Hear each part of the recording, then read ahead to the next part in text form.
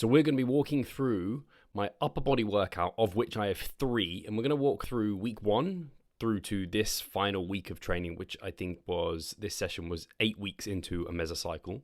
I'm currently in my deload this week, and I'm going to walk you through my progression. So you're going to see my split, my spreadsheet, the progressions that I made week to week. I'm going to kind of walk you through that so you have some sort of understanding. I think it'll be really useful to see that in practice. I'm also going to talk you through, of course, how to grow muscle during a deficit. And so the way I am training to grow muscle. I'm not saying I am growing muscle, but if I was to try and grow muscle, this is what I'd be doing. So I'll walk you through some of the things I'm doing, and also just my workout, why I'm doing various bits and pieces within this session, so you get an understanding of that. And so let's dive into the session. So I start here with a crossbody cable lateral raise. I start with cable lateral raises during my off season because I want to prioritize my side delts for growth. And I continued that throughout this diet phase because that's one of the fundamental things to understand when you're dieting, is not really to change too much. Of course, if you're specializing your muscle, then that inherently means you're reducing something else, and that could put you in a position of muscle loss if you're in a deficit. So don't specialize, but certainly you can keep a lot of your fundamental programming exactly the same, because what grew the muscle will maintain the muscle. So those fundamentals will apply. But you'll see here I have the cable at hand height. So that means that the tension is going to be greatest at that long muscle length when I'm most stretched. I'm coming across my body to try and, again, get a bit more stretch there. And you'll see I'm using a D handle. Many of you will be looking at this and be like, Steve, why aren't you using a cuff? I actually tried a cuff a long time ago, and then I reintroduced it, and I introduced it with something to hold grip onto as well. But I got a shoulder injury, and nothing changed in my program but that. As soon as I removed it, shoulder pain gone. And so there seems to be something to gripping, and gripping hard, of which I wasn't gripping hard as I am if I'm holding the D handle here than if I'm holding something else, that seems to just turn some things on within the shoulder, to put it in simple terms, that keeps it a bit more secure. So everything in this workout, as you will see, is, in my opinion, taken anywhere from, you can call it 0 reps in reserve to failure, or even beyond failure in some instances, I guess, just so you have an idea of kind of how hard I'm pushing. This movement here, the standard grip lat pull down, I've just been really enjoying. I haven't done a standard grip lat pull down in ages, and so it feels great. And you'll notice for virtually everything I do, it's very lengthened biased, potentially even just lengthened partials, as I'm doing here. And or I'm doing a lengthened bias movement anyway, and it'll be like a soft lockout. And so it's just something that I've been working towards and have found to be very helpful. So I kind of call failure there. Once I can't pull it down to my eye line, it's like, hey, that's failure for me. I've actually been really introduced. I recently introduced and really enjoyed one-arm dumbbell rows. And yeah, they just feel good. And I don't mind using a little bit of momentum to help get it short. My general aim is to get to about a 90-degree elbow bend, but I'm not like black and white with my range of motion. I will let it drop off a little bit, almost until the point it just starts to feel a little bit unproductive. So once I get there, I'm like, hey, that's my set done, and I can move backwards from that. So in general, my back movements, I tend to start a little closer to failure, knowing that I'm going to let my reps drop off in terms of range of motion. And I'd actually prefer my reps to drop off than to introduce like way more momentum or anything like that, because I think that's a more effective way to train. I wish I actually had more than one set of everything, because I actually have a fair bit to say on each of these, but hey, we are where we are. So with this Smith machine, again, I'm coming down, touch the chest for a full stretch, and that feels really good to me. I could probably come deeper with my range of mobility, but obviously the bar gets in the way. Could do with a cambered bar on the Smith machine. And then I come up for like a soft lockout. But you'll notice on some of these final reps, I'll let that kind of soft lockout become a lengthened partial, to the point of which I don't know if I actually even take this one all the way. Yeah, I basically fail. You see that I completely failed. I couldn't go. It's not so bad. Don't be scared of failure. Totally cool. You feel like a bit of a nonce when you get out of there.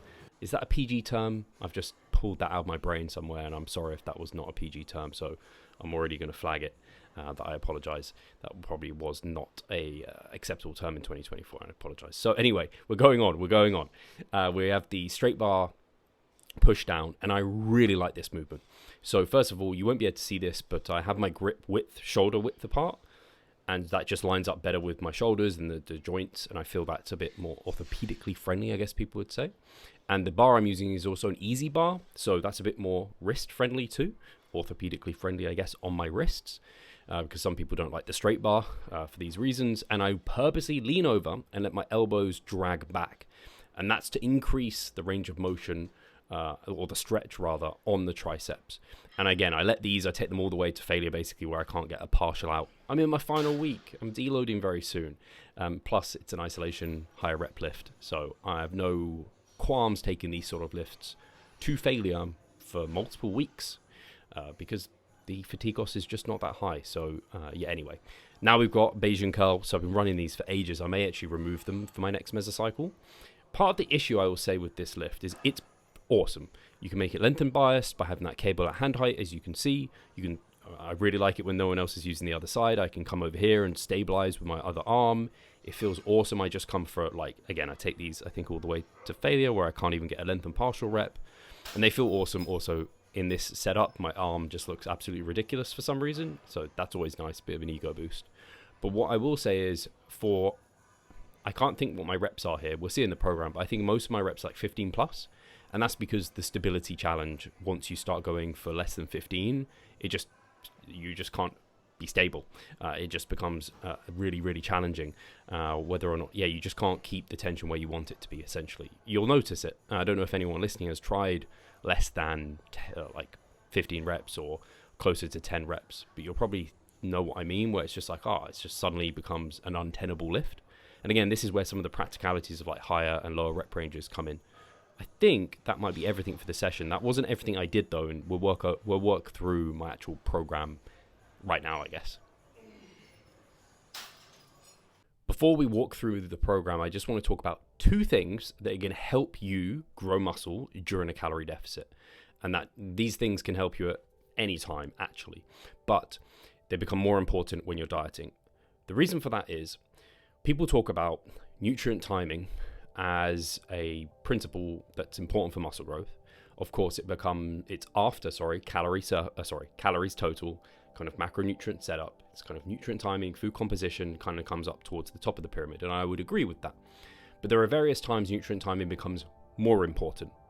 And I would say the time it becomes more important is when you are more likely to be glycogen depleted. So that could be a circumstance where you have a very high volume session. Towards the end, you might get quite depleted. If you're training twice per day, similar muscle groups, you could become quite depleted. If you're training first thing in the morning, you want to think about nutrient timing a bit more because you could be quite depleted. Or if you've been dieting a long time, especially if you're quite lean, you're running pretty flat all the time. So flat being the same as depleted. So this is when carbohydrates and nutrient timing in that regard becomes a little bit more vital. One thing on pre-workout nutrition, I would say it's a great idea, first of all, carbohydrates, to sandwich your workout with them. In and around 50% of your total carbohydrate intake around your workout is a great recommendation. But there's also the challenge of adherence. And some people will just find that challenges their adherence. And so you just have to be comfortable with trade-offs at this point. Your performance hopefully is more important than... well, it's not more important than your adherence. Adherence is the most important thing, right? So if you're trying to lose weight, it's kind of like a challenge to balance between. But I think if you're a competitor, then you can suck it up, continue to adhere, maybe find other ways to bulk out meals and be not as hungry later, so that you can, or later, whenever, away from your workout. So you can prioritize carbohydrates around your workout. I've talked long enough about that. But one of the keys to pre-workout nutrition that they identified within a recent study, which I might try and pull up here, I saw it reviewed in the Mass Research Review not that long ago, was not being hungry.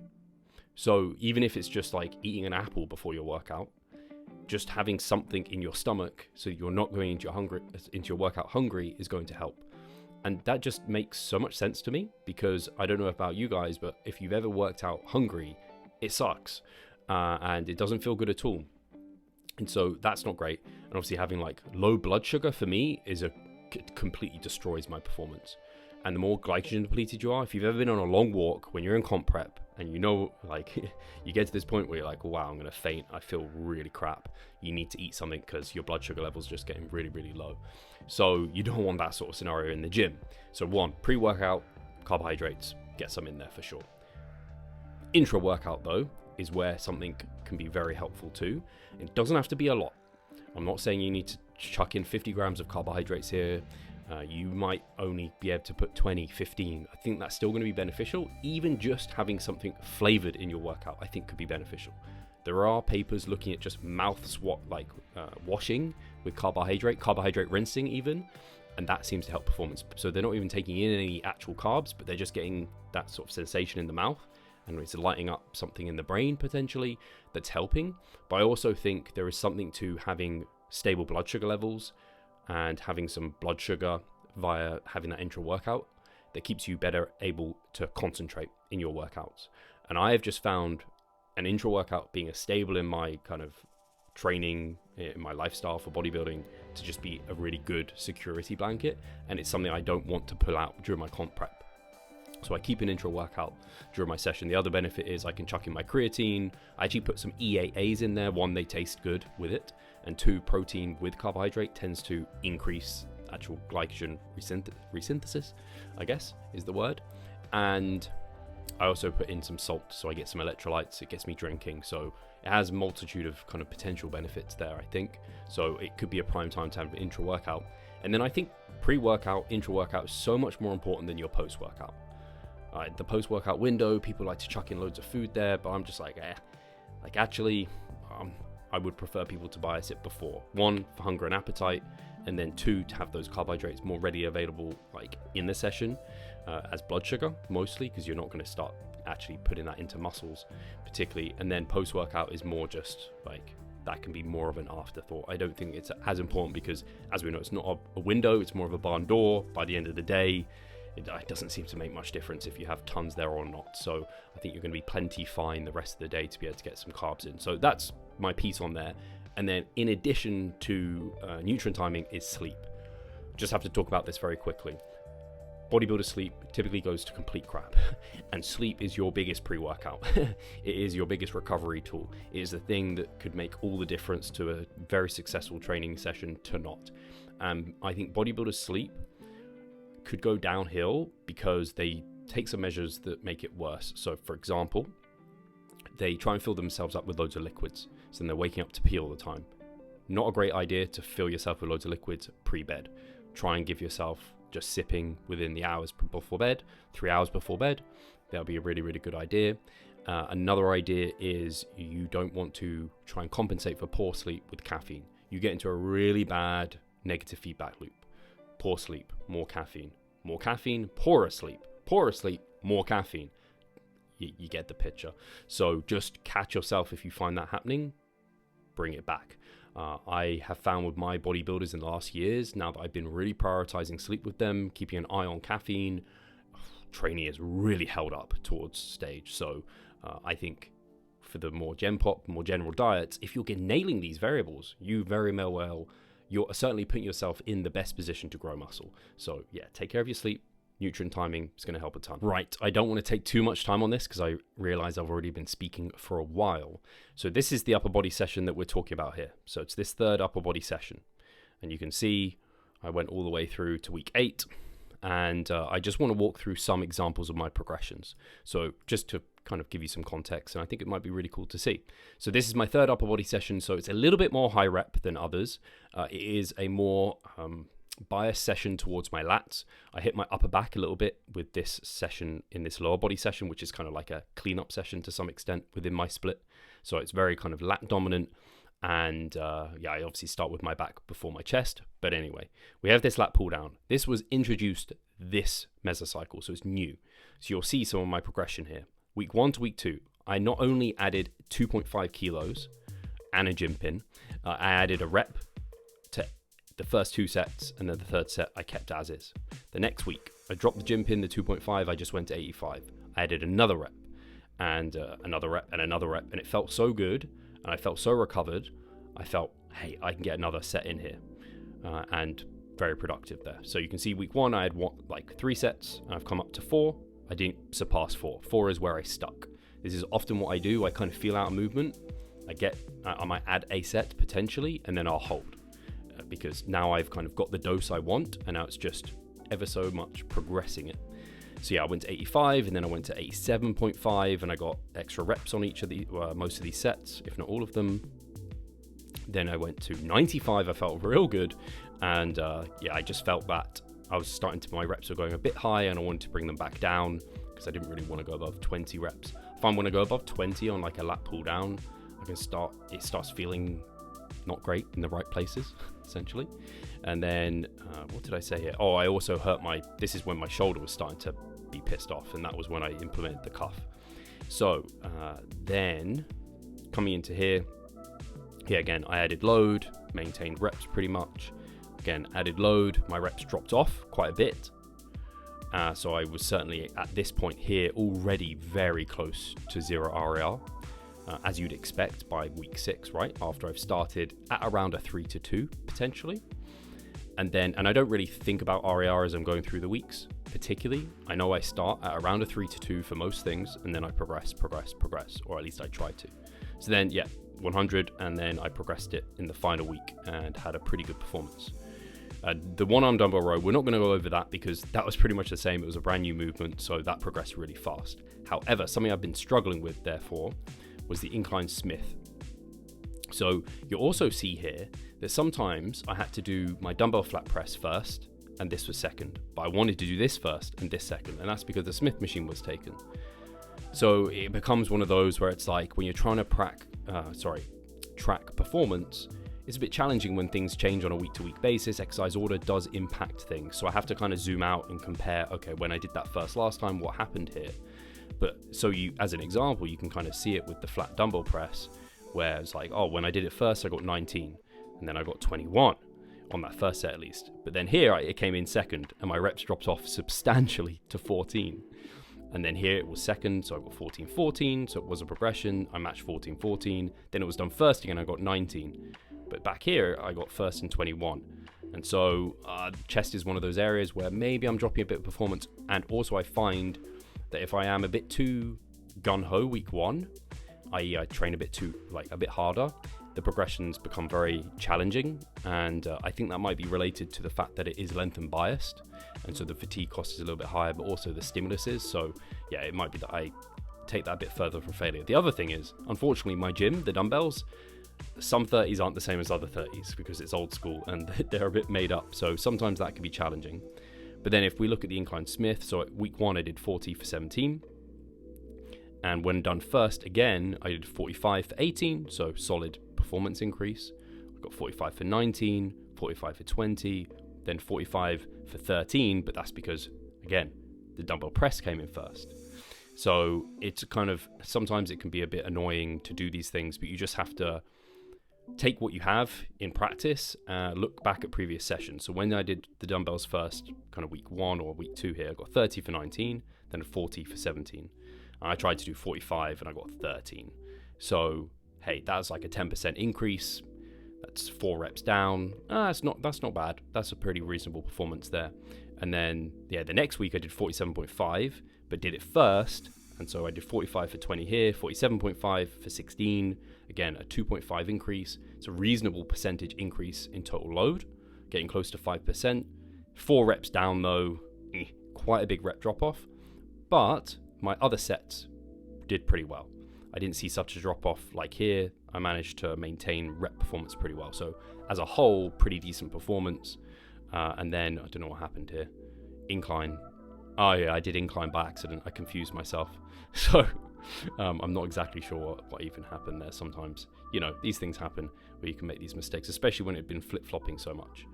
I don't know if I want to walk through maybe a isolation example. So for example, again, with the Bayesian curl, I won't use that as an example. These ones are a bit hard, again, to try and walk you through it, because in my gym, there's 2 sets of cables. One is a single cable column, the other one is double. And their loads aren't equivocal because there's a certain number of, I don't know what the cogs, whatever they are. There's like a couple of cogs in the double, there's 1 cog in the single. And so because there's a couple of cogs, the actual load that you're lifting is less. So it becomes hard to, when one's free and I can do both of these like single arm, or I can use the single column and I can use the double column. I just use whichever one's free. But for the most part, you'll look at this, you'll be like, your performance didn't really change too much. And you're right. I pretty much started out at 0-1 RAR on these because, yeah, it's like 29 for 2016. And then future weeks, I do 29 for 2015. And then I got 23 for 2014. That was probably on the other one. It's kind of a bit challenging, but you'll see just looking at that, oh, your performance didn't change that much. It's been a movement I've had in for ages. I tend to just do 2 sets real hard, and like my arms are a strong point, so I just keep them low volume, pretty high intensity.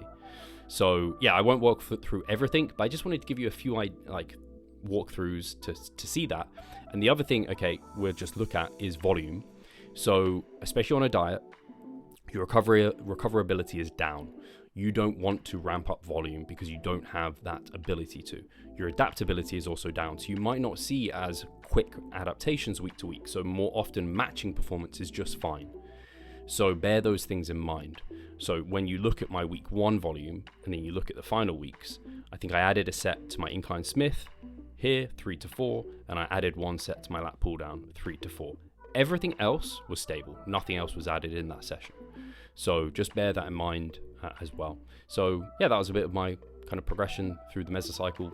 So guys, I think I'll leave this here. Hopefully it's been interesting to see how, as someone who's been training for over 15 years, I'm currently, as of this recording, or right now I'm about 10 weeks out. So as that session, it was like 11 weeks out or so, deep within a mesocycle, still holding good performance, and how I'm thinking about my lifts, how I'm thinking about my mesocycle progression, and also how I am using things like nutrient timing and sleep to enhance my performance and hope to grow muscle, but certainly maintain it. So if you have any questions, comments, if you have any feedback on this, do let me know, and I'll catch you in the next one. Like, subscribe, all that good stuff, or don't. It's your prerogative.